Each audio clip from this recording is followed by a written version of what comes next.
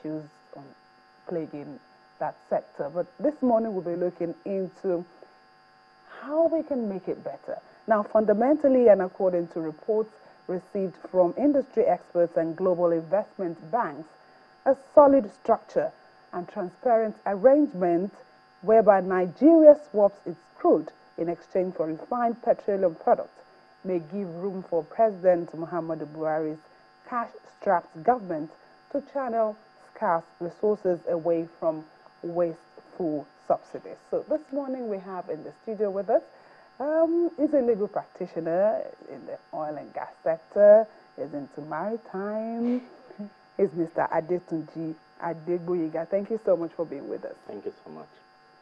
The oil and gas sector, what do you think of first of the dissolution of the NNPC board? Well, I think it's the first step in the right direction. It is clear. This government wants to reposition. We're talking about a government that is starting out, as the claim, on an empty save. What is a major source of income, as it is, as a nation? It is the oil. So the first thing that should be your focus is looking into that, you understand.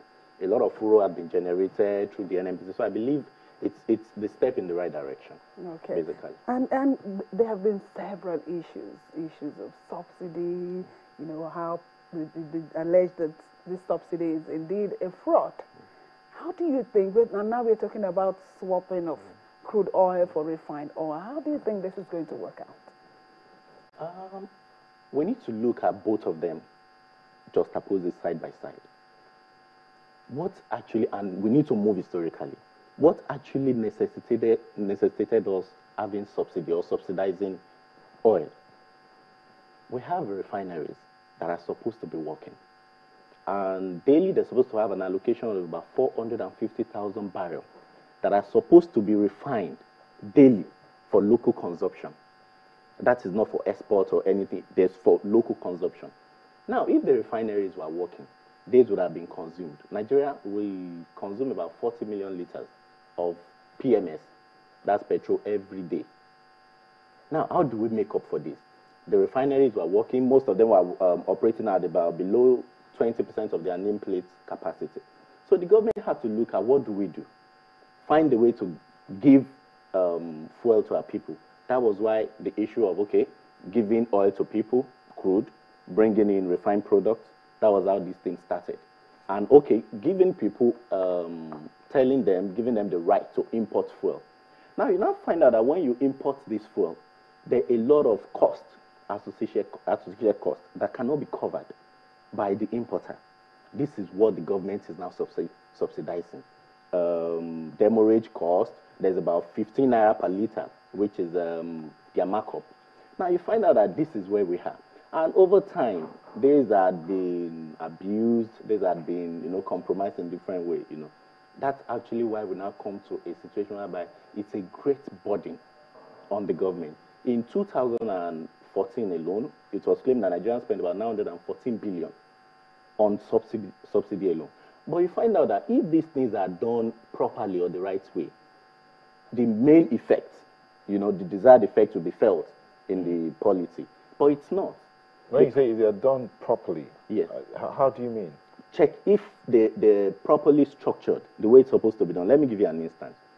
And we all saw this during the fuel subsidy investigation and all that, What we have was a situation whereby somebody will import oil, fuel into the country, submit all their papers with connivance with the necessary people in the NNPC and all of them, and get paid subsidy for this fuel.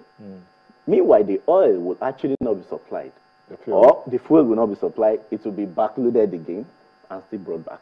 So you find out that these are the things that actually accounted for all this. Because if it's done properly, we wouldn't have so much of the problem that we have. Now, we now come to a situation whereby we're saying, what do we do?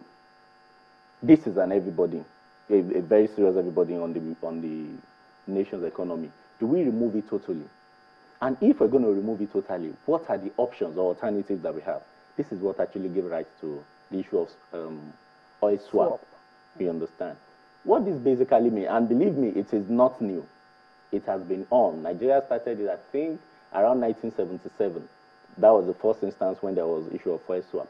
We actually swap our light crude with the heavy crude from Venezuela to operate the Kaduna refinery. That was actually when it started. Then later on, BP, British Petroleum, we had swap agreement with them. So this had been an ongoing exercise. What this simply means is that an allocation of crude will be given to a trader or marketer, for instance. You take this away, and then you bring back refined products. Like you talked about, you said if this is properly structured. Yes. Now, when you talk about proper structuring, yes, first done in 1979, 77, swapping, yeah. 77, 78. So swapping our light crude for the heavy crude from Venezuela. Is it a question of a legal structure or administrative structure? I believe is a combination of both. Legally, I keep saying, and starting from the premise from which I started, that the swap arrangement has been operating, it has been ongoing. But now, what had actually generated all the furor that we have on ground? It has been the international, the IOCs, that have been operating and doing this, take the oil, they bring back the refined product for us. But now government is now focusing, at least the last administration, on giving it to local operators, indigenous companies. Wait, the last administration decided to do the swap with the local operators? Yes. Not the IOCs? Majorly, there were at least involvement of the local operators, the indigenous companies, not totally leaving out the IOCs. It's still ongoing with them. And you ask yourself a question, why was this thing done? It is a matter, it's a question of legality. That's why I said it's a combination of both. The Local Content Act was passed in Nigeria. It's an existing law. Yeah. And this law makes provision that for every oil and gas transaction in Nigeria, for indigenous independent operators, they must be given first consideration. And for oil servicing that are indigenous companies in Nigeria must be given absolute right to operate. So you find out that you can almost not do anything in the oil and gas sector without involvement of our indigenous companies and operators. Okay.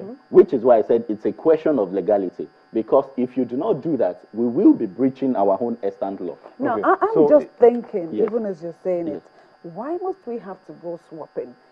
I understand some of the refineries